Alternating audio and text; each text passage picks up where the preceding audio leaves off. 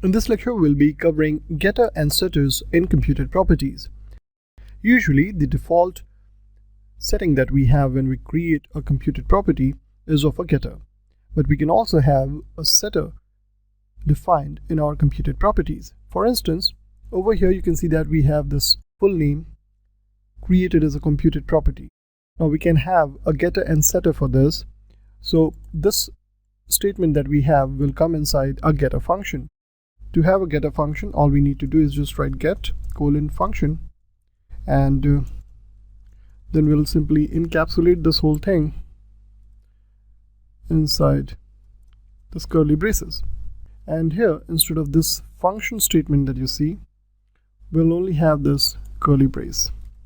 So full name, then a getter function defined, and after that we'll have a setter function in this way: set :function, and then we can have a parameter, and this is going to actually set both the first name and last name accordingly.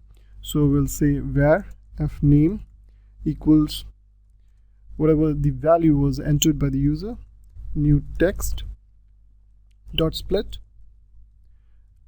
it with a space, and then setting this dot first name equals fname of 0, so that becomes the first name.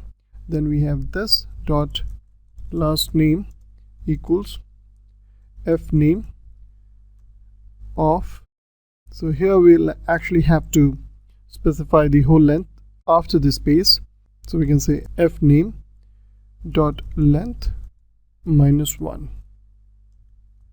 And once we are through with our set function, what we need to do is set the full name to a specific name. For instance, over here we have Sam Guthrie as first and last name. What I want to do is, whenever our component is created, at that point of time I'm setting the full name to another name, Matt Damon, and this is going to call the setter function that we have just now defined in our computed properties, and that is going to update both first name and last name accordingly. So now let's go ahead and execute this. Here you can see that as soon as the page loads, the first name and last name changes. So here you're seeing full name that we set in our created event, and these are the first name and last name that were updated accordingly using the setter that we created in our computed properties. So that's how we can have a setter defined in a computed property in Vue.